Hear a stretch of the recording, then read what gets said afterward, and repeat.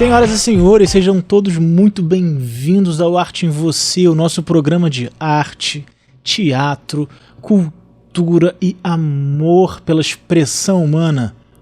Nosso espaço, nosso encontro. Lembrando, não ame você mesmo na arte, mas ame a arte em você. Hoje é o dia do Simpósio do Amor. Do que se trata esse dia?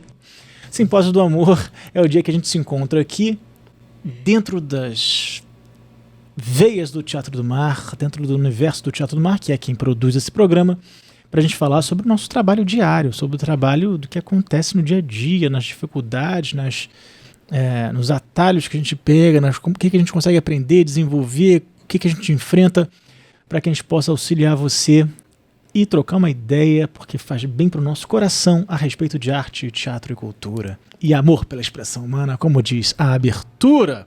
Como é que funciona isso, gente? Então é o seguinte, numa semana a gente recebe um convidado, uma convidada mais do que especial, uma pessoa de muita relevância, importância dentro do setor, que tem seu trabalho super reconhecido. E na semana seguinte é o Simpósio do Amor, onde o Teatro do Mar abre as portas para a gente trocar uma ideia íntima com você. Certo. Vamos para o nosso Simpósio do Amor, então. Aqui é o Pedro Wilson no Instagram. Meu nome é Pedro Wilson. No Instagram sou o Pedro Wilson. Quem quiser gostar, quiser trocar uma ideia, segue lá. Fernanda Biancamano. No Instagram, fe.biancamano. Segue lá. Beleza. Esse programa é produzido pelo Teatro do Mar, Núcleo de Pesquisa e Desenvolvimento em Teatro Físico Teatro do Mar. No Instagram é Núcleo Teatro do Mar. E os cortes do programa vão estar no arte.em.você. Está bem. Informações dadas. Fiquem conosco e vamos trocar uma ideia. Tem gente que está vendo pela primeira vez hoje. Sim. Gente que está louca para entender sobre conectar para desconectar. Gente que está querendo entender e compreender o que é isso de artista, aquele que aprende. Essas duas bases, Fê, são primordiais, mas assim, muito primordiais para qualquer trabalho artístico. E as pessoas chegam para a gente para qualquer tipo de trabalho, na grande maioria das vezes, sem compreender esse princípio básico. Quer ver uma coisa que aconteceu muito, que aconteceu desde o nosso primeiro ano, que começou a vacinar a gente, e hoje a gente já tem anticorpos para isso. Pessoas que chegam pra gente com 20 e poucos anos, menina com 23, 24 anos, 21 anos, e começa assim, ai não, porque eu tô muito velha. Ai não, porque eu não quero saber, que não sei o que, acho que eu tô ficando velha, eu não quero. Tem uma máxima hoje em dia, né, eu sou uma senhorinha idosinha de 80 anos, a pessoa tem 20. Que é uma coisa, só porque a pessoa ela não é uma pessoa, sei lá, baladeira, não sei nem se é essa palavra, né? Enfim, uma pessoa que vai pra muitas festas ou tá sempre em rodas sociais, é uma pessoa mais reclusa, gosta de ficar em casa, ela já entra nesse lugar de que se acha que é uma velhinha idosinha de 80 anos. Eu vejo muito isso, né? É porque tem uma diferença entre você ser introspectivo ou introspectiva e expansiva, extrovertido, extrovertida. Né? Isso não quer dizer... Nada a ver com idade. Não, nada a ver, imagina. Imagina que idade, né? Temos a René Minuschkin, tínhamos Peter Brook até agora. Inclusive, né, você puxando esse gancho, é uma fala meio, sei lá... Preguiçosa. Não, mas também, quem sabe preconceituosa, entendeu? Porque essa coisa da velhinha de 80 anos significa que a pessoa de 80 anos está reclusa dentro de casa e não. Sabe? E não tem mais vida social. E tá a Riane Minuschkin aí pra comprovar, e Fernandas Montenegros da vida pra comprovar que não é bem por aí, né? Então, será que essa fala faz sentido? Eu não sei. Eu, sinceramente, quanto a isso, eu não sei. Eu sei que é uma frase muito ruim. É um tipo de pensamento que nada mais é uma coisa para proteger alguém que tá... ou que está com preguiça, ou que não tem tanto interesse, ou que não tem o movimento necessário. Só que isso para artista, prestem atenção em quem está ouvindo a gente, quem curte entender os meandros, a intimidade de um processo de trabalho que é o teatral. Esse tipo de pensamento e fala não estou querendo usar expressões tão fortes assim, mas é um cerceador completo, um inibidor, um censurador, um boicotador, de um mínimo caminho de processo artístico. Mínimo. Porque quando uma pessoa chega com 20 e poucos anos, só vou dando a ideia da idade de 20 e pouco, porque é meio óbvio, entendeu? É a mesma coisa falar que uma criança de 7 anos não quer gritar, uma menina de 5 anos não quer gritar, grita, não quer correr, corre, sabe? É muito esquisito alguém que quer falar, que diz uma frase dessa, que tem se colocado como uma pessoa que, sou velha, eu sou velha, eu não quero saber. Porque isso é uma posição de preguiça, é uma posição de desinteresse que não combina em nada com ser artístico, em nada. Porque um artista, naturalmente, é aquele que expressa. Sim. E aí tem, tanto na pintura, quanto na escultura, quanto no texto. Por que alguém escreve? Eu tive um professor que ele falava que poeta não é feliz, porque o poeta, quando está feliz, ele vai tomar cerveja na esquina. Sabe? Claro que é um exagero completo, né? Pô, mas ele brincava, um profissional muito bom, já falecido. Ele brincava falando, se o poeta está feliz, ele vai jogar bola na esquina. Ele vai tomar sorvete. Ele não vai escrever. O que ele estava falando com muita sabedoria, claro, com um pouco de exagero, mas com seu fundo de verdade, que alguém, para expressar uma arte, tem alguma coisa dentro de si muito forte que precisa falar. Sim. Por que alguém pega um texto não necessariamente a tristeza, mas tem um nível de aprofundamento. Não necessariamente tristeza mesmo. Bem, você sabe aqui, né, eu desenvolvo também um trabalho com textual, né, com a poética. A maioria das minhas influências com poética escrita não são tristeza, muito pelo contrário, é uma efusão de alegria. Muito verdade. É pra cima. Não é tristeza. Sim. Mas é alguma coisa que é muito forte dentro da gente e que precisa sair. Desaguar. Precisa desaguar, ou seja, expressar, né? Sim. Tô me segurando para não começar a dar aula. A Fê briga comigo quanto a isso, tá? Não briga nada. Ela briga comigo, sim. Porque eu tenho que ter cuidado para não começar a lecionar, a transmitir conhecimento, assim. Mas a palavra expressar tem essa etimologia. Expressar é uma palavra que denota um movimento. Sim. A colocada de algo de um lado para o outro. Né? O expressar, até que tem o eixo, né? Expressar tirar algo de dentro para fora. Né? Não necessariamente dentro para fora, mas como a gente usa no nosso vocabulário. Né? Tem essa origem de movimento.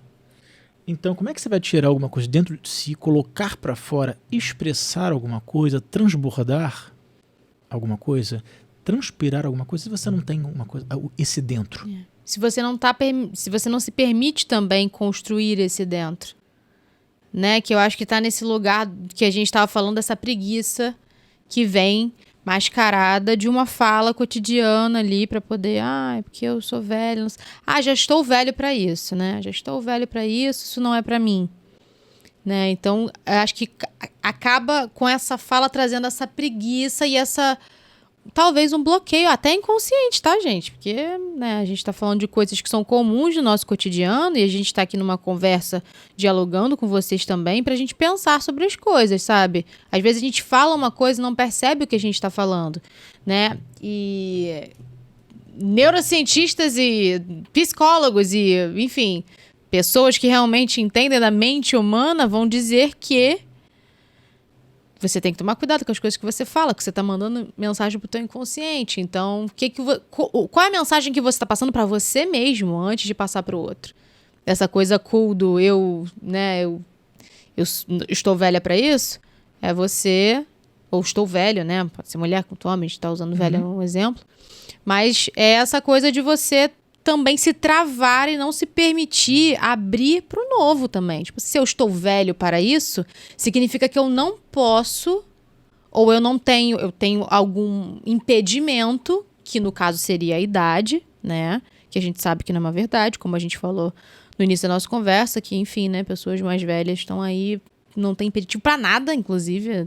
Tem até que falar, calma, segura um pouquinho.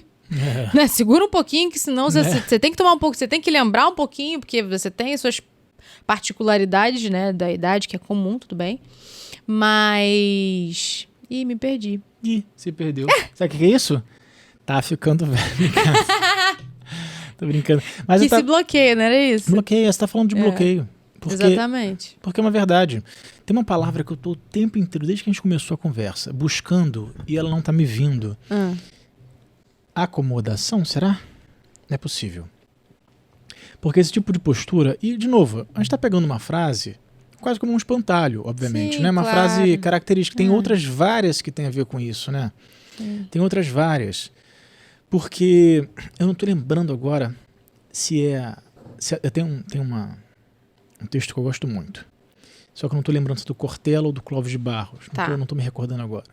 Que fala que o pessimista, na verdade, é um preguiçoso. Ai, sim. Porque se ele é pessimista, ele tá falando que tá dando errado. Então ele não vai se movimentar Pra tentar. para tentar, Dá certo. para que dê certo. Ele já Ele tá fica vendo. só esperando. Ele fica só esperando que dê errado para dizer: "Ah lá, tá Eu vendo? disse." Eu não disse? Ah lá, eu falei que ia dar errado." Ou seja, o pessimista é um preguiçoso. É verdade. Aquele que ou aquela que só fica esperando dar errado, ou que diz que vai errado, ou que quer que seja dentro desse campo, na verdade é preguiçoso, preguiçosa. Tem muita Entende? razão. Porque ele fica só esperando que dê errado e não se levanta para fazer com que dê certo. E aquela frase famosa, né? O não a gente já tem. Sim. Para uma coisa existir é uma dificuldade. Você tem que buscar uma construção, você tem que entender os erros e acertos, tem que aprender errando, tem que aprender realizando. Então não é uma coisa para pessimistas. E aí eu vou entrar de novo É verdade. e vou te passar a fala, mas tem outra frase do nosso maravilhoso Ariano Suassuna. Não vou fazer entre aspas, porque eu não vou lembrar o início, mas ele fala que o pessimista é um preguiçoso, que o otimista é um tolo, que ele prefere ser um realista esperançoso. Maravilhoso. Né? É muito verdadeiro, muito lindo, né? Também porque ele é incrível, né? Ele é incrível. Incrível, incrível. Todo o movimento que ele fez na vida dele, mas enfim, fica para um próximo programa, né? Ser um realista esperançoso. E a importância das palavras, né? Lindo! Importância das palavras, Porque a gente já teve casos aqui, não vamos, isso a gente não pode abrir porque vai lidar de formas pessoais, né? Mas pessoas que se declaravam pessimistas e falavam que tinham que ser pessimistas. Sim. Quanto foi danoso pra gente, né?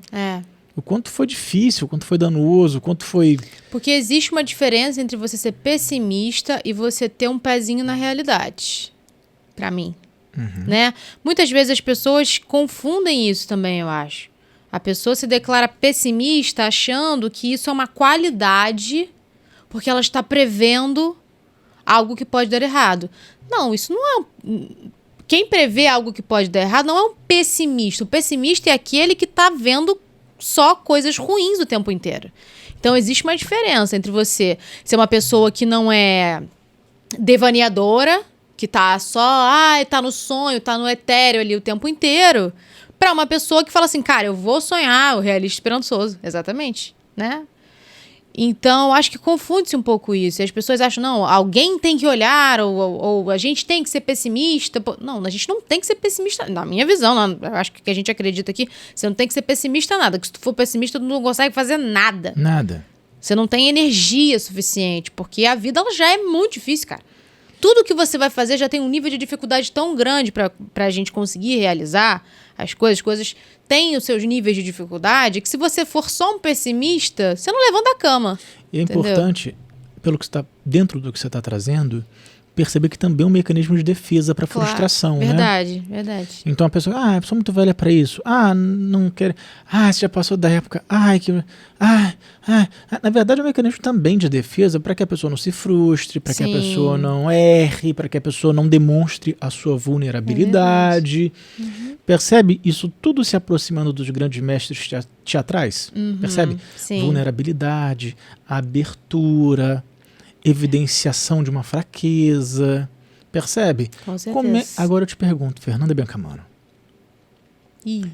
Como é que alguém quer ser uma boa atriz, uma grande atriz, um grande ator, fugindo completamente de qualquer evidência de vulnerabilidade na sua vida, de qualquer experiência que possa apresentar Atenção, gente, fugindo de qualquer experiência que possa apresentar um risco à sua vulnerabilidade. Fugindo disso. Como é que isso é possível isso? Não tem como. Não tem como, porque eu acho que a máxima, né? Eu acho que o básico, não é a máxima não, mas o básico da atuação e da interpretação é você... é uma frase que você fala que eu gosto muito, que é o teatro é a arte de revelar a vida, né? Então, assim, eu sempre uso essa imagem de revelar vidas, porque eu acho que realmente fez muito sentido a primeira vez que eu vi você falando isso. Eu falei assim, nossa, é verdade isso, né? E quando a gente está falando de revelar a vida, se a gente está levando o teatro para esse lugar, né, que muitas pessoas não levam, e aí a gente não vai entrar para esse lugar, é o modo que a gente trabalha. Se a gente está falando que o teatro é uma arte para revelar vidas, a vida ela é complexa, gente. Muito. Como é que você não vai estar vulnerável? Se você não estiver vulnerável, primeiro que você não está aberto para receber.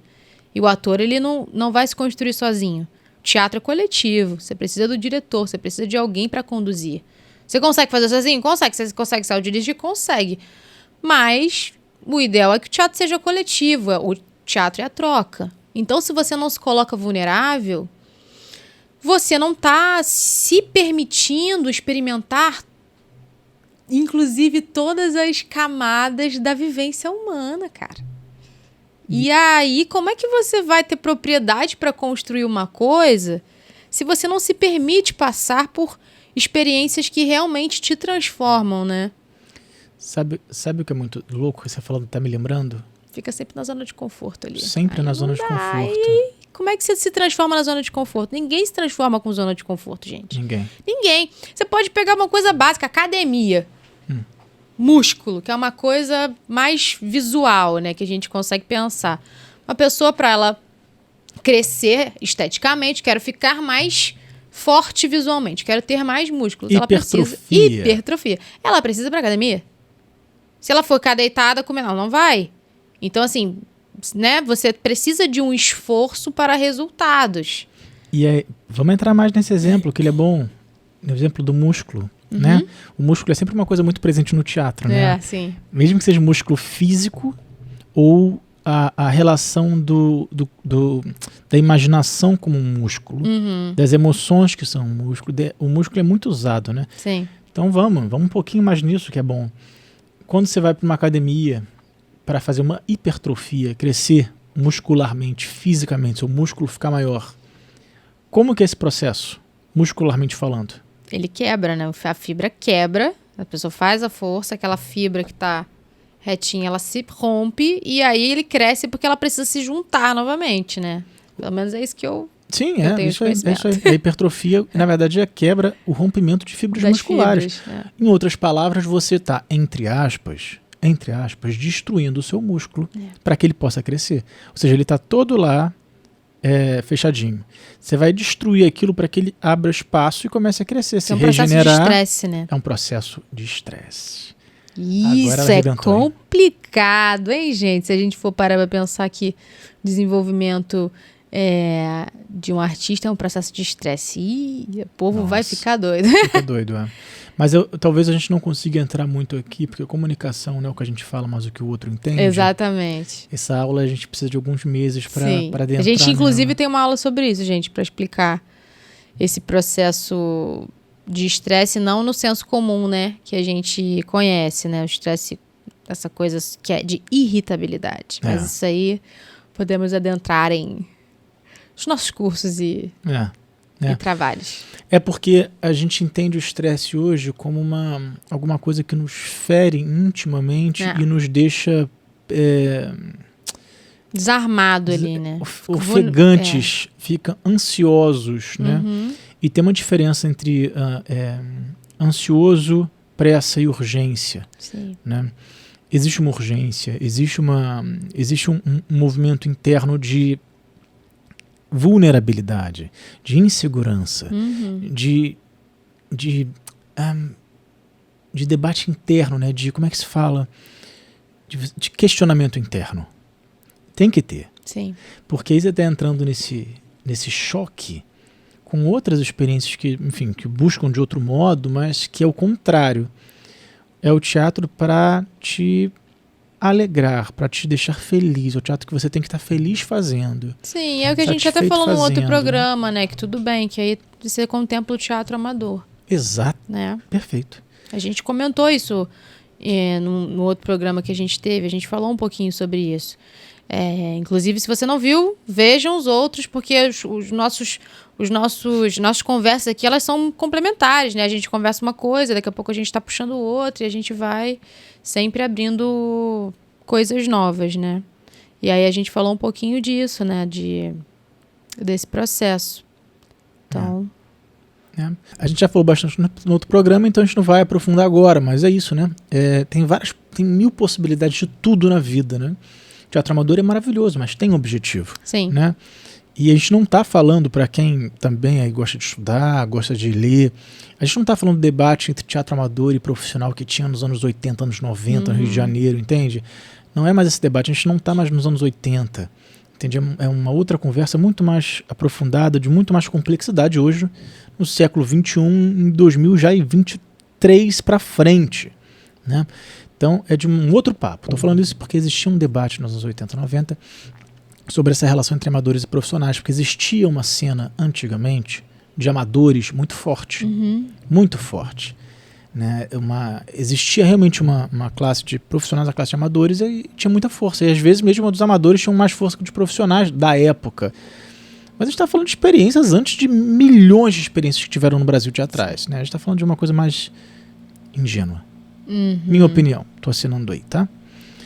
Então a gente falou bastante sobre isso, mas o amador tem um objetivo. Se você quer ser profissional de um segmento, tem outros objetivos, outras buscas. E aí... não é você mesmo na arte, mas a arte em você. Não é o teatro para te servir, mas é você servindo ao teatro. Ai, Pedro, que eu não concordo que teatro tem que ser assim. Tá bom. Muda o nome teatro para outro nome. Engenharia de software.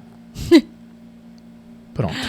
Ai. A engenharia de software tem que te atender para você ser feliz ou você tem que fazer aquele software funcionar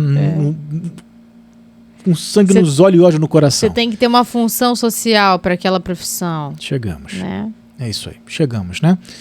Então é você... Você pode ser muito feliz como engenheiro de software? Deve. Muito. O ideal seria isso, que todo mundo fosse muito feliz. Essa é a busca. E muito satisfeito com suas profissões. Né? Por acaso a arte ela tem esse bônus. Normalmente quem faz arte ama muito o que faz. Mas não quer dizer que não seja uma profissão por causa disso, mas cara. Mesmo esse exemplo bobo que eu tô dando de engenheiro... Não, bobo, né? Só muito distante da gente, né? Sim. De engenheiro de software. Tô falando que eu tive contato com 2 grandes engenheiros de software agora há pouco tempo, donos de grandes empresas, enfim, de São Paulo, né? E você vai ver os caras tudo com olheira preta, né? Sim. Olheira preta, assim, cara de que não dorme, mas satisfeitos, realizados, felizes. Campeão. Ótimo. Mas percebe? Tem a olheira, tem o cansaço. É o preço que se paga para fazer alguma coisa. Naquela profissão específica, com aquelas demandas específicas da profissão, cara. Perfeito. E o engenheiro de software não tem como ferramenta se colocar vulnerável. Porque a ferramenta dele não é ele mesmo, né, diretamente. Quando a arte, a ferramenta do ator é quem? É ele, cara. E aí é muito difícil você não se colocar vulnerável se você precisa construir ferramentas, você precisa botar na sua malinha de ferramentas novas. Como é que você não vai... Usando essa imagem da ferramenta, né? Como é que você vai preencher, né, a sua maletinha com novas ferramentas para você ter, vamos dizer assim, uma gama maior de possibilidades de ação se você não abre essa maleta? Se você só deixa assim, ó, na gavetinha de fora, o martelinho, não sei o quê. Tipo assim, gente... Sabe? Você não consegue abrir. Você não consegue nem tirar o que tá lá dentro, que a pessoa pode ter, mas ela não se permite. Né? A gente tem que falar disso. Não é porque a pessoa não se coloca vulnerável que ela não tenha nada. Ela pode ter. Todos nós temos tudo. Né? Então, assim, ela pode dentro. ter algumas ferramentas e ela tá só bloqueada. Assim como... Se você não se abre, né, usando essa imagem, porque eu acho que ajuda a gente a pensar, você não tem como colocar novas coisas lá dentro. Então... A gente já recebeu pessoas de tudo quanto é jeito, de tudo quanto é forma, de tudo quanto é estilo, idade, sexualidade, tamanhos, alturas, de tudo. É muito louco, né? Porque a gente recebe pessoas que para cursos, né, para tudo. Que às vezes nunca fizeram teatro na vida ou fizeram teatro só na escola e são assim um assombro, são explosões, são vulcões de expressão, de capilaridades, de possibilidades, de aprofundamentos, de profundidade. E ela não tem técnica nenhuma. Mas quando ela busca e apresenta algumas expressões do trabalho, você vê que tem camadas e camadas e camadas. Ao mesmo tempo, a gente pega pessoas que são formadas, tecnicamente, são duplamente formadas, e chegam e você vê que não tem nem o básico do básico do básico. E deveria ter. É o que a gente fala, né? Aqui dentro, né? É que elas não são formadas, elas são diplomadas, né? Elas foram diplomadas, mas formadas não foram, né? Então, infelizmente, é uma realidade que se apresenta no Brasil, né? Nível Brasil, né? Existem muita diplomação e pouca formação. É verdade. Né? Infelizmente, né? Porque quando a gente está lidando com essa caixa de ferramentas que você está falando, Fê, de skills, né? de habilidades, para você ser profissional de qualquer coisa, existe um nível mínimo dessas ferramentas, dessas habilidades que você precisa ter. Eu estava vendo um vídeo essa semana de uma grande diretora brasileira falando sobre isso. Que o ator precisa ser alguém que você olha e você reconhece um conjunto de habilidades específicas daquela profissão que é artística da atuação. Assim como você vai conversar 5 minutos com um advogado, você vai ver que é um advogado no modo. Assim, modo de falar, assim, jeito de falar, vocabulário, conhecimento. Percebe? Então, de novo, não confundir a estética com uma representação visual com conteúdo. Não é isso, né? Então, falando que um advogado vai ser reconhecido porque está de terno e gravata se chamando de doutor, e nem artista vai estar todo colorido, rasgado. Porque não é sobre isso. Não é sobre o exterior, é sobre o conteúdo, o quanto que a pessoa realmente sabe sobre aquilo. Porque senão você tem uma ideia de algo, você constrói uma imagem que ela nem vai passar tanta coisa, porque ela tá na primeira camada. Primeiríssima. Você vai olhar e vai falar assim, talvez aquela pessoa, sei lá, pegar o exemplo, né, de um artista e tem os estereótipos do que se consideram ser um artista, né? O clichê. Clichê. Do senso comum. Você vai olhar, mas se aquela pessoa, ela tiver todo o aparato, enfim, que o senso comum acredita que é ser um artista, e no primeiro movimento ela não tiver nada, vai ficar muito nítido que ela não tem nada. A mesma coisa ao contrário. Exatamente. Porque a preocupação não é com demonstrar alguma coisa, evidenciar alguma coisa. Pelo contrário, é ter dentro dessa maleta de ferramentas um conjunto de habilidades para execução. Sim. Ator é aquele que faz, não é aquele que fala. O ator é aquele que faz, não é aquele que pensa. Não é que o ator não pense, o ator pensa e pensa muito. Mas esse não é o objetivo central do trabalho, o cerne, o core, o centro do trabalho do ator, não é o pensamento. Sim. O pensamento é o trabalho do filósofo, do sociólogo, do entendimento, do pensamento, da reflexão, do teórico do teatro. Trabalha no lugar da reflexão. Sim. O ator trabalha no lugar da feitura, do realizar na frente de outrem. Entende? Então, a preocupação é o olhar, né? É dentro dessa habilidade, dessa caixa de ferramentas de habilidades para realização. Tem um caso, Fê, que você vai lembrar? Foi na seleção de 2017, 2018, não me recordo agora. Tinha um rapaz... você não vai lembrar, foi antes da sua coisa. Minha entrada. Tinha um rapaz que ninguém estava dando nada por ele. Nada.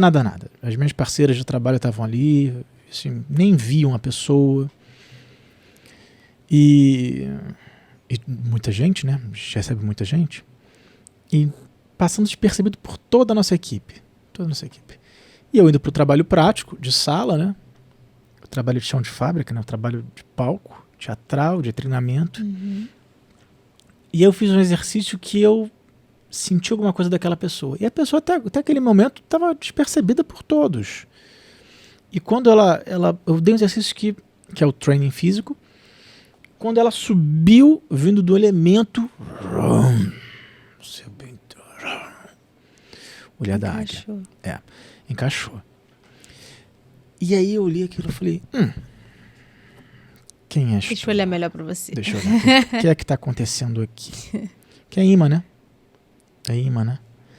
E aí quando a pessoa teve aquilo, eu falei, deixa eu entender. E devido àqueles pequenos movimentos, teve mais outro movimento dessa pessoa. Que eu falei com a equipe, falei, olha, aquela pessoa lá. Sabe qual foi a reação do pessoal? Foi tipo assim, Quê? Tá doido? Mas Pedro, não é nada, não teve nada. A pessoa falou, não. As pessoas não tiveram contato com aquele momento também, né? Tem coisa ali. Tem coisa ali. Por quê? Porque o ato de não expressar externamente o jeitão, a forma física, a forma física eu digo de posicionamento, né, de corpo, né? Sim. A forma de se expressar, a forma de se colocar, o jeito, tudo, nada indicava. Sim. Mas tinha um universo gigante artisticamente dentro. Não é à toa que foi para as cenas, na terceira fase de seleção, foi para as cenas eram um escândalo. As cenas eram um escândalo. As melhores cenas de torno de 60 cenas eram as melhores, quiçá uma das melhores. Entende? Uma loucura. Então é uma coisa que não é tão... E ao mesmo... Porque precisou de um processo, vamos trazer para nossa imagem, de começar a abrir a caixinha das ferramentas, né? Começou a abrir, você olhou, opa, acho que tem. Se não tem, tem espaço para ter. Que esse é o lugar também, né? Às vezes não tem uma faísca, você vê assim, tem um encaixe que eu com o trabalho aqui do dia a dia vou conseguir pegar e colocar uma ferramenta, essa pessoa vai adquirir uma ferramenta nova, que é o trabalho que a gente realiza aqui, né? Que o importante é a disponibilidade, né? A gente sempre fala tanto isso aqui, a pessoa estar disponível verdadeiramente, o quanto você quer. Quem já estudou com a gente sabe o quanto a gente fala. Quanto você quer, mas quanto você quer mesmo, né? Que é para dar essa possibilidade de construção, né, gente? A gente, nas nossas conversas aqui também sempre traz em evidência que ninguém nasce pronto, né? E é o que a gente está tentando evidenciar aqui, que essas ferramentas que a gente está abrindo, conversando, elas precisam ser lapidadas, elas precisam ser construídas, né? Eu dei esse exemplo da caixa, mas é óbvio que a gente não é uma caixa, né, gente? Não é uma coisa, você vai no mercado, comprei e trouxe. No caso do ator, ele é um grande diamante que está sendo lapidado o tempo inteiro.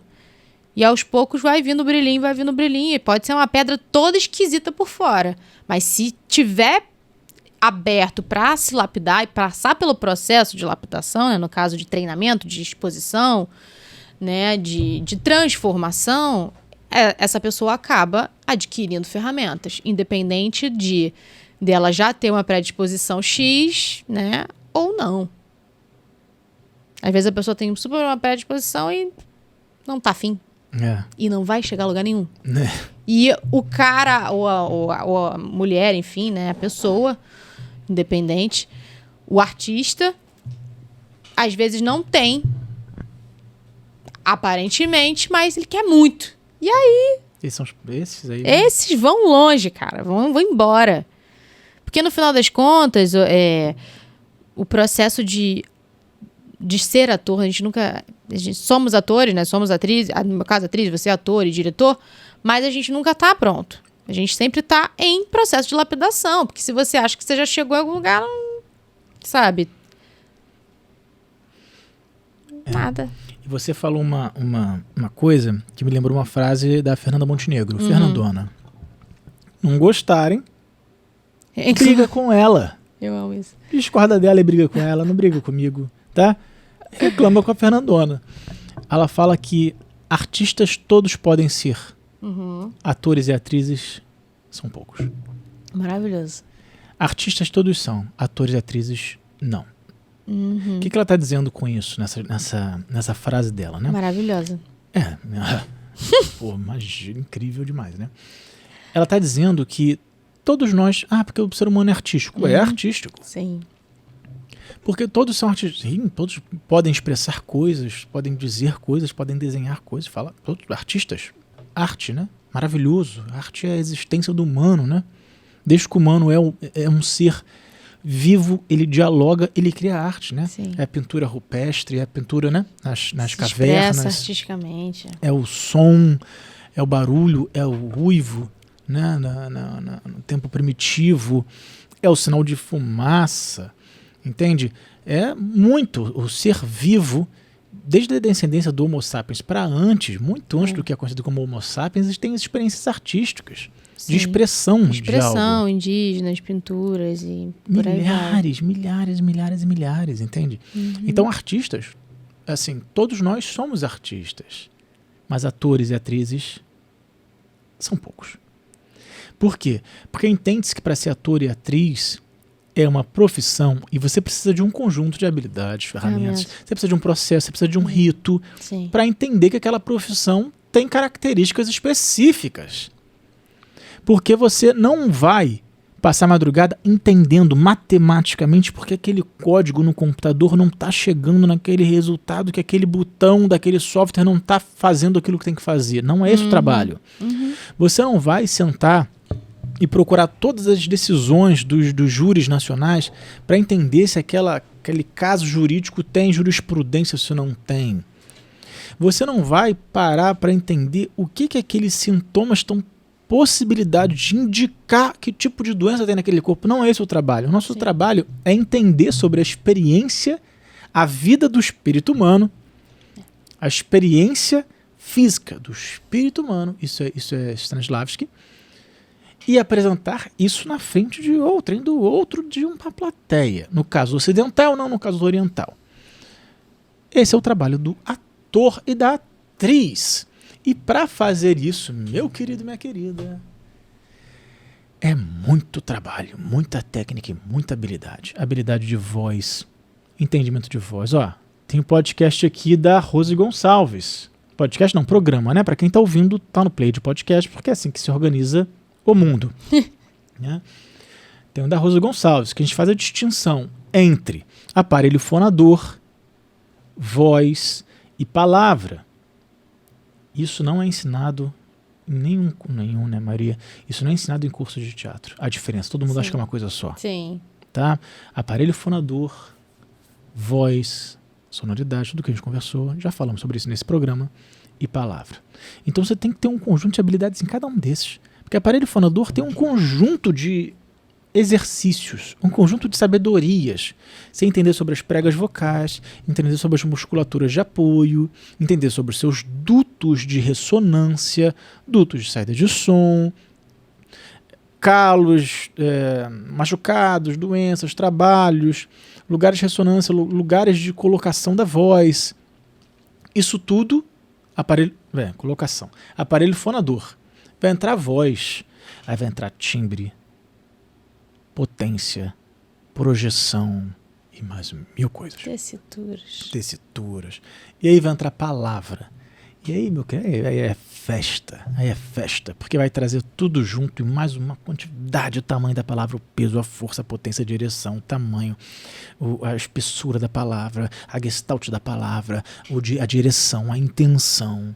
Aí vai entrar, nossa, E sabe o que é muito interessante que você está falando? Porque quem está acompanhando aqui, né, a gente está conversando junto, pensando junto com a gente, pode ver o Pedro falando essas informações todas que estão muito mais destrinchadas no programa com a Rose, e achar, mas isso é muito técnico, isso é muito teórico. Nossa. Né? Porque existe uma confusão. Porque a quantidade de informações que você trouxe só aqui de falar isso. Tem isso, tem aquilo. Tá, mas eu sou ator. Você não falou pra mim que o ator é aquele que faz? Por que é que você tá falando dessas coisas? Calma lá.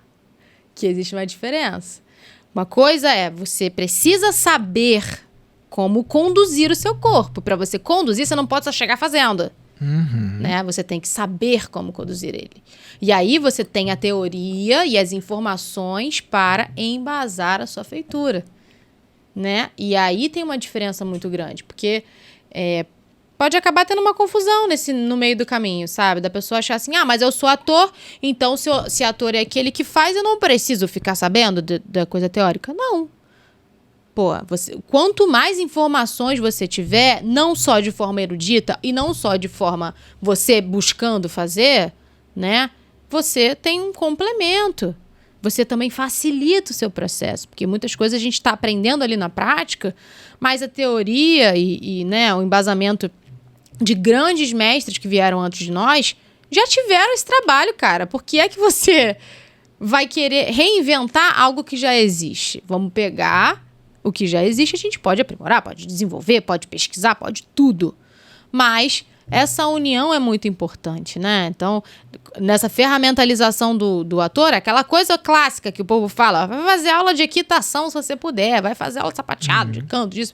Quanto mais aulas e experiências práticas junto com teóricas você tiver, mais habilidade você desenvolve, porque uma habilidade ela não é desenvolvida só por um lado ou por outro. É porque tem que ter muita clareza da diferença de uma erudição teórica versus conhecimento. Exatamente. Porque o conhecimento, ele não se dá só de forma erudita teórica, né? É isso, uma pessoa que é iletrada, uma pessoa que é analfabeta pode e muito. E tem muito conhecimento. Sim. Muito conhecimento. Coisas que aí, eu vou puxar de novo o Clóvis de Barros agora, que ele gosta muito de falar isso. Coisas que são muito simples, mas que você vai encontrar na mais alta erudição. Coisas de pessoas que são não tiveram acesso à erudição, ao letramento. Educações não formais. Completamente, mas que você vai encontrar na mais altíssima erudição, no pensamento erudito mais complexo e profundo. Que é esse lugar que a pessoa teve que experimentar e descobrir, e ela descobre uma forma de fazer. Né? Então, o conhecimento, ele não, a gente não está falando só de uma erudição, porque você ter consciência dessas coisas que eu falei agora, por exemplo, e eu estou complementando o que você trouxe brilhantemente, você ter conhecimento desses elementos não é uma erudição, é o mínimo que você tem que ter para ser ator e atriz, é o mínimo, porque você não pode confundir aparelho fonador com palavra. Não pode. Não vai me dizer que você vai... Não, porque eu vou fazer um exercício de voz aqui. Aí faz aparelho de exercício fonador. Aí você fala, tá bom, mas que tipo de voz você pode apresentar dentro desse trabalho? A pessoa nem entende a pergunta. Aí você vai falar sobre fazer um exercício de leitura, um trabalho, abertura de uma cena por esse caminho. Ou vai fazer uma cena desse trabalho. A pessoa fala. Isso aqui você está falando para quem? Mas eu tô na segunda fileira e não tô te ouvindo para falar de projeção. Sim. Eu tô aqui, mas não tô acreditando em nada que você fala. Palavra e voz. As suas palavras não estão todas no mesmo lugar. Ou no mesmo tempo rítmico. Aquelas pessoas que falam e vão falar o texto do mesmo modo, que tem uma musicalidade muito semelhante. E você percebe que por mais que ela possa alongar um pouquinho, ela volta para aquela musicalidade. A gente está falando aqui não é de palavra, percebe? Porque tem o feijão e o arroz. Eu posso falar que o ferro pode ser fundido com alumínio. Sim. Percebe que eu posso estar parecendo falando coisas que micro-ondas, geladeira, que são muito importantes, cortina azul, mas que na verdade não dizem nada, porque planta, cachorro, mato e fumo, percebe? Mesmo som, voz, e nenhuma palavra. Nenhuma palavra. E não estou dizendo que não seja a palavra, o conceito da palavra. Sim. É porque eu poderia ser muito doido e falar isso tudo e você está vendo isso tudo e falar que doideira, isso é uma poesia. Porque você estaria trabalhando em palavra. Muito possível, porque você estaria trabalhando em palavra. Sim. Né? Red Hot Chili Peppers, você pega essa banda gringa, né? Você vê as letras deles, uma doideira. Uma doideira, uma frase às vezes parece que não tem conexão com a outra, uma palavra com a outra. E faz um sucesso imenso. Por quê? Palavra, voz, tem motivo, encaixa.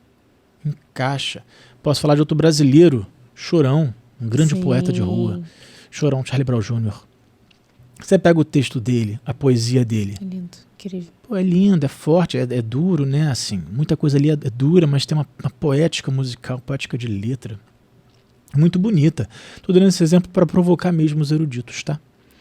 Não estou falando aqui nem de Tchaikovsky, que amo, né? Amo Tchaikovsky demais, você sabe disso. Nem de classes muito eruditas. Estou falando de alguém realmente... Não estou falando dos tropicalistas, né, que são maravilhosos, mas são mais ligados ao nosso segmento progressista, né? Mas, quando você pega esses poetas, como o Chorão é incrível. Tem uma coisa que ele fala que me toca. O Chorão morreu de overdose, né? overdose de cocaína. E é um cara do skate, da rua, representa um movimento de juventude muito grande, esse ímpeto, né? E tem uma coisa que ele fala numa letra dele que é muito forte pra mim, que ele diz: minha mente nem sempre tão lúcida, fértil, me deu a voz. Minha mente nem sempre tão lúcida, fez ela se afastar, mas ela vai voltar. É tão lindo. É mesmo. Porque olha a vulnerabilidade do cara. O cara era mó machão, brigava com todo mundo, arranjou briga com Deus e o mundo, né? Na classe musical. E o cara vai escrever, olha só que representação boa, né? Obrigado, Deusão, aí, pela trazer um bom exemplo. E aí o cara todo machão, todo da briga, do skate. E aí o cara vai escrever uma letra e ele escreve: minha mente nem sempre tão lúcida. Minha mente nem sempre tão lúcida. Percebe a vulnerabilidade? Sim. Aí o cara se coloca num lugar de completa vulnerabilidade. Minha mente nem sempre tão lúcida, fértil, me deu a voz. Momento de, né, da fertilidade. Minha mente nem sempre tão lúcida, fez ela se afastar. Ou seja, a mente não tão lúcida dele é fértil, mas também traz problemas, não, né? é completo. Ele tá falando que ele é um bosta. Percebe? Ele tá se mostrando vulnerável de um lugar que a minha mente não é lúcida, fez ela se afastar. Eu só faço errado, eu me equivoco, minha mente não é campeã, não é linda, não é... Mas ela me deu a voz. Exato. Ela tem um... E aí no final vem o realista esperançoso. Minha mente nem sempre tão lúcida, fértil, me deu a voz. Minha mente nem sempre tão lúcida, fez ela se afastar. Mas ela vai voltar. É esperança. Entende? Total. É esperança. Verdade. Então é lindo. Lindo é demais. lindo. É vulnerável, é bonito, é lindo. Claro que eu posso dar exemplo do Caetano Veloso, que é a minha paixão completa. Mas aí entende? é muito mais nítido, né? Caetano Estudado e é comentado, demais. né? Caetano, Chico, é brincadeira. São Betânia, entidades né? que são... A gente não precisa nem comentar, porque isso já é público notório, todo mundo fala, né? Eu acho muito importante também essa questão que você está trazendo, porque a gente pode pegar isso que você está falando, né? O Chorão é um grande artista, né? A gente falando de um grande cantor e um poeta incrível, né? E a gente pensar o poder da arte como um todo, trazendo para a interpretação, que é o nosso mote, né, de trabalho, o quanto que a gente precisa entender o porquê dessas ferramentas, né? Isso aí. Porque a gente está falando aqui de ferramentalização, de desenvolvimento, o ator precisa para quê? Para se comunicar. E se comunicar verdadeiramente, né? Assim como essa canção, que tem uma poética maravilhosa, mas tem um sentido naquilo e está comunicando coisas que a gente está falando agora em 2023, não sei quando ele escreveu essa canção. E você pode pegar enfim, artistas que vêm muito antes do Chorão, né?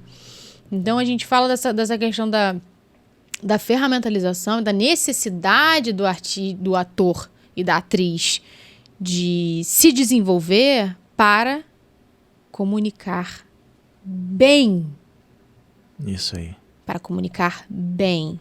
Para realmente trazer em cena, né? Que eu tive uma experiência agora que a gente até trocou hoje, uma preparação com o elenco, que é um trabalho que a gente realiza muito aqui no Teatro do Mar, de todo movimento e toda ação, ela tem um porquê. Né? Não existe gesto esvaziado, a gente não vai trabalhar nesse lugar. Porque se tem uma coisa que não é nada, é melhor não ter essa coisa. Porque o que isso está me dizendo? O que isso está contando? O que isso está auxiliando a contar? O que isso está preenchendo? O que isso está trazendo camada, trazendo verdade, criando vida?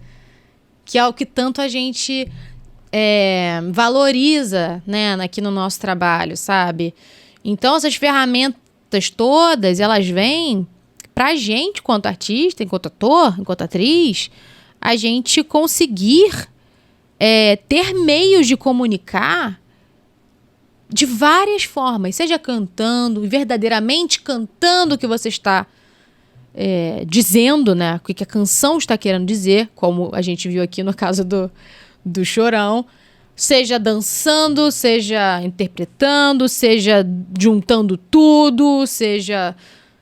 Enfim, comunicação, que é a função social do ator e da atriz, se comunicar, contar histórias, verdadeiramente contar essa história. Porque tem diferença de contar isso no bar e contar em cima do palco. Opa! Tem diferença de se expressar em casa, na sala da família, e se expressar na frente de um público de 300 pessoas. Tem diferença completa e gritante de se expressar numa festa e se expressar na frente de uma câmera.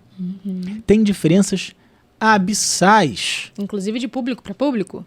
Nossa, público infantil, público infanto-juvenil, público livre para a família toda. o público da tarde, o público da noite, o público da primeira sessão, o público da segunda sessão. Sim. Entende? Então, assim, tem uma diferença completa de habilidade, de ferramenta. Vamos entregar mais uma coisa boa agora aqui para quem está ouvindo isso. Muito em breve, nesse ano já, a gente vai lançar um curso do canto dramático. Sim. Então, quem tiver interesse, quem estiver ouvindo esse programa no áudio podcast, já fica atento. A gente vai lançar presencialmente um curso de canto dramático, que era uma coisa super interna, super trabalho interno, Sim. do processo continuado do Teatro do Mar. A gente vai estar começando a abrir essas oportunidades, tá? Então fica atento, porque a gente vai lançar agora para junho alguns cursos, e dentro deles o do canto dramático. É um conjunto de conhecimentos fenomenal, completamente próprio do Teatro do Mar, desenvolvidos de forma prática, direcionada. É um tipo de trabalho muito potente, não encontra em outro lugar, porque é o desenvolvimento interno, tá? Metodologia nossa. Uma metodologia própria, não tem em outro lugar, você não vai encontrar em outro lugar. Então, fica atento. Curso de canto dramático, muito em breve. É um curso extremamente potente para quem deseja interpretar uma canção. A diferença entre música e canção. Cantar não é emitir notas. E aí a gente dá uma pancada em muito do que tem por aí. Cantar não é emitir notas. Isso até um computador faz. Cantar é muito mais do que isso. Cantar envolve tudo que a gente falou no programa até agora. Envolve palavra, envolve a canção. Qual a diferença de música para canção? Qual a diferença entre emitir notas e cantar? Vamos abrir nesse curso presencial. E talvez, no futuro, talvez mais para o fim do ano, também um digital para quem mora em outras partes do Brasil. Tá? Isso aí. Por que a gente está falando disso? Anotei até aqui, não, minha mente tão lúcida, anotei. Porque a gente está falando de expressão, é isso, né? Você olha um grande artista da voz, da música, né? E você olha uma pessoa que está aprendendo, cantando a mesma música, você vê a diferença. Você pega uma cena de quem está estudando, está começando a aprender, e da Fernanda Montenegro. Uma grande diferença. Fernanda Montenegro foi uma grandíssima representante do teatro da palavra. Pô, ela, Glorinha Boitmiller, amigas pessoais, imagina como, meu Deus. Gênias, contemporâneas, não teria como ser diferente, entende? Assim, então, o artista, vamos lá, o artista tem esse conjunto de habilidades, né? É o necessário para o artista ter esse conjunto de possibilidades de colocação. Sim. Né? E como que como quem está ouvindo isso consegue esse conjunto de habilidades, Fê? Como é que se amplifica esse conjunto? Como é que se adquire essas habilidades? O que é que as pessoas precisam fazer? Experimentar, estudar e procurar alguém que vai te direcionar com um nível de exigência mínimo para você conseguir desenvolver isso bem. Mas, Fê, se a pessoa comprar um livro e começar a estudar teatro pelos livros... Não, ela precisa de um mestre, eu acho. Eu acho não. Na minha trajetória, o meu desenvolvimento artístico, ele vem através de um mestre. E não é alguém que sabe mais ou menos, é alguém que realmente desenvolve e sabe daquilo. Porque o contato com o outro também, por isso que fala assim, ator tem que estar sempre fazendo aula, não é falácia não, tem que ter mesmo, é isso, faz parte da nossa profissão. Assim como você vai ver pessoas que trabalham na academia, né, na parte, né, educacional e tal, e vai estar sempre fazendo o mestrado, o pós-doc, o não sei o que, tá no mesmo lugar, né, de criar skills e habilidade. Então, a gente precisa da troca humana, porque o ator trabalha com o próprio corpo, como a gente disse. Então, você não vai conseguir... por mais que você saiba interpretar muito bem um texto do Stanislavski, de quem seja, do Grotowski, não importa. Você saiba interpretar bem aquele texto. Se você não tiver alguém que te ajude e auxilie a descobrir e a entender como aquele processo funciona, e tantos processos, seja no canto, seja na dança, não importa... você não vai ter certeza se você está desenvolvendo bem essa ferramenta. Né? O ensino, ele vem de uma pessoa para outra. Faz parte da experiência humana ter alguém que aprendeu algo e você só verdadeiramente aprende quando você coloca em prática aquilo. E parte de também aprender é você transmitir. Então, você tem esse processo de, cara, eu aprendi uma coisa... teoricamente, com um mestre junto aqui me conduzindo, eu vou praticar.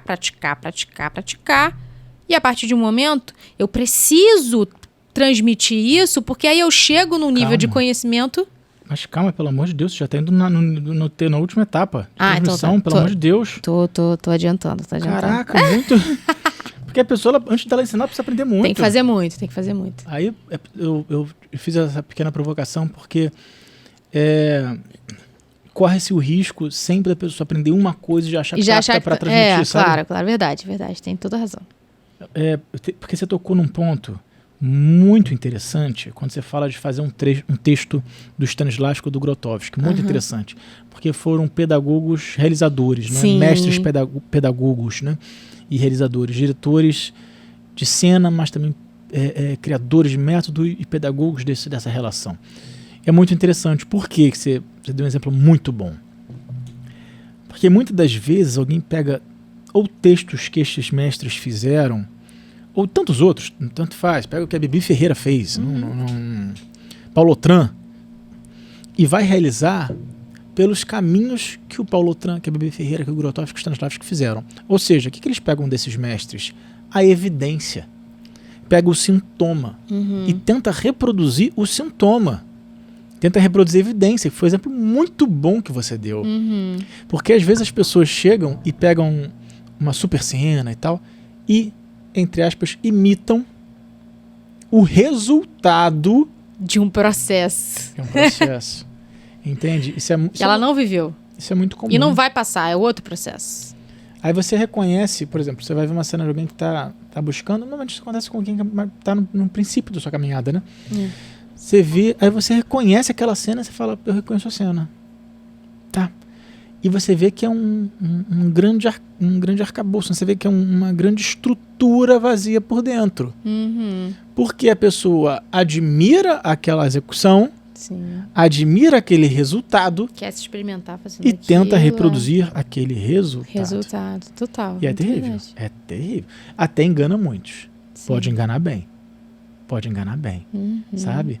Mas é muito difícil, sim. Faz parte de um processo de aprendizado, por exemplo, também, né, gente? Vamos dizer que com essa fala, a gente não está dizendo que vocês não têm que pegar textos de pessoas que vocês admiram e experimentar um texto, digo um monólogo. Certo? Tem um monólogo, uma cena, uma música, um número musical que eu quero muito fazer, porque eu gosto da sei lá quem, do que sola a música tal, eu quero muito fazer e eu vou experimentar e ter técnicas para desenvolver aquele monólogo, ou aquela música, ou aquele solo.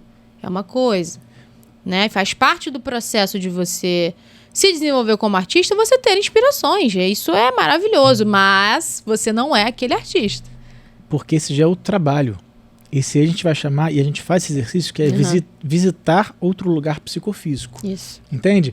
Aí você vai, tudo bem, estamos até entrando muito, mas aí você vai fazer um exercício que é aquela cena que o Paulo Autran fez, que é aquele que a Bibi fez. Então, no exemplo dos grandões maravilhosos, né?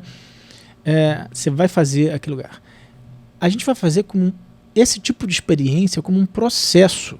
Um processo para você identificar algumas coisas que a gente chama de visitar ou revisitar esse lugar psicofísico. A gente pede para um aluno fazer aquela cena naquela direção para que ele visite, para que ele conheça, para que ele toque naquele lugar que ele está vendo lá. Sim. Que ele vê o Paulo Autran fazendo daquela forma brilhante, ele vai lá naquele lugar, talvez até possa impostar um pouco a voz para trazer o peso do monumento, de um jeito que traz o impostado, a força, alguma coisa nesse lugar. A gente vai pedir para que ele vá nesse lugar, para visitar o lugar psicofísico, para ele compreender algumas coisas, para ele absorver, para ele viver, para ele experimentar, para sentir. Mas não para ser um cosplay, sei lá, não sei nem se é essa imagem, mas você virar o cosplay do Paulo Autran, não é? Não é para imitar, né? Não é para imitar. É para imitar. Eu lembro muito de uma pessoa que estava num programa desses calouros, tipo ídolos, coisas desse gênero. E eu lembro que alguém estava fazendo, acho que é o Lenny Kravitz. E aí o jeitão, a roupa, que o Lenny Kravitz é o sósias. Um sósia, um grande artista. O Lenny Kravitz é um artista de muita expressão, se expressa com a pintura, com a roupa, com a arquitetura. Um artista de muita expressividade. E aí o artista estava lá em cena, o rapaz estava em cena com a roupa do Lenny Kravitz, cantando a música do Lenny Kravitz, do jeito do Lenny Kravitz. Mas não era o Lenny Kravitz. Entende? Bacana de ver, mas tipo assim, tá, legal. Mas a essência de onde parte tudo que ele viu e que ele admira não está construída, porque não é única também, né? Sabe uma coisa, Fê? Que você falando me lembrou muito. Que nos cursos de teatro que eu fazia, na minha vida inteira, na grande maioria, agora não mais, obviamente, mas na grande maioria eu era sempre o mais novo. Sempre o mais novo. Eu era sempre o mais jovem do grupo. Agora há pouco tempo eu estava na casa de uma grande atriz, nós éramos os mais novos. Nós éramos os mais novos. A gente frequenta um ambiente de entendimento espiritual, somos os mais novos. Né? Porque eu estava buscando, não importava aonde, com quem, ou o que era. Eu estava com 16 anos com a galera de 20 e tantos. Sim. E sofrendo até alguns preconceitos com mas isso. aí não é que não importa aonde. Não, eu digo assim, vai ter pessoas mais velhas, não Sim. posso. É um não professor tinha esse lugar do impeditivo mais direcionado, porque você estava muito interessado. Não estava em qualquer lugar. Exatamente. Eu procurei os melhores lugares. Exatamente. Eu procurei as melhores escolas, as escolas com mais nomes, profissionais com mais nome. Pô, procurei a galera já alto nível. Exato. Alto nível. E aí, quem vai estar lá dentro, tudo bem. Eu quero estar lá dentro também. Perfeito. É isso aí. É isso aí. Entende? Então, assim, eu era o mais novo, cara. E era até difícil, porque as relações, tinha pessoas que não lidavam com essa forma com certa importância, outros muitos lidavam, mas eu sempre encontrei grandes profissionais, então foi incrível. Mas eu sempre era mais novo, entende? Não importava a relação de idade, não importava que tipo de expectativa o outro ia ter sobre mim naquele lugar. Imagina, entende? Imagina. Porque é isso, curiosidade. A gente tem um programa que fala sobre isso. Só que é aí sim, no podcast Teatro Mar, exclusivo para áudio. Sim. Podcast Teatro Mar, exclusivo para áudio. A gente fala sobre isso. O artista precisa ter curiosidade. Sim. É necessário. Essa busca, esse caminho de fazer. Porque, de novo, o pessimista é um preguiçoso. O pessimista é aquele que vai arranjar desculpa para não fazer. Porque quando você faz, eu tenho uma certeza, você vai encontrar problema. Quando você faz, quando você busca, não tem muito para onde... Quer ver uma doideira? Os nossos programas, aqui, o Arte em Você. A gente começou a fazer depois de uma longa pesquisa, muito aprofundamento, luz, som, imagem, técnica, pluralidade de players, distribuição, qualidade sonora, qualidade técnica, tipo de microfone, que característica de microfone com qual habilidade. São microfones específicos. Se você for ver, por exemplo, se eu falo aqui, olha a diferença. Se eu falo aqui, eu só chego um pouco para o lado, percebe o que acontece com a voz, percebe? Ele cancela muito, porque você vai percebendo isso, tá vendo? Porque tem que ser um microfone que tem um cancelamento de ruído, que seja omnidirecional, que tem todo um esquema, todo um porquê de ser esse, todo um porquê de ser luzes. E aí você chega no programa e começa a realizar, e você fala assim, agora... Tô fazendo e agora já pesquisei tudo, já para pesquisar, meses pesquisando anos até, né? Entendendo qual, teve um investimento financeiro, tempo, energia, tudo. Agora tá perfeito, agora vamos para frente, né? Sim. Não, cara pálida. Não. Porque aí você começa a trabalhar com material e você começa a perceber que, apesar de tudo que você fez, tem mais 1000 coisas para você aprender. Precisa fazer que você vai descobrir na feitura. É isso aí. Aí chega um ponto que a gente começou a descobrir que quando a gente fez, fazendo, aí começa a lidar com o material, começa a ouvir o material, começa a analisar, começa a conversar com os editores, começa a conversar com a equipe. E aí a gente começa a ouvir e fala, poxa, mas quanto som de respiração. Porque o microfone é muito sensível, o microfone caro e sensível. E a gente começa a ouvir muito... a pessoa respirando. Fala assim, mas peraí.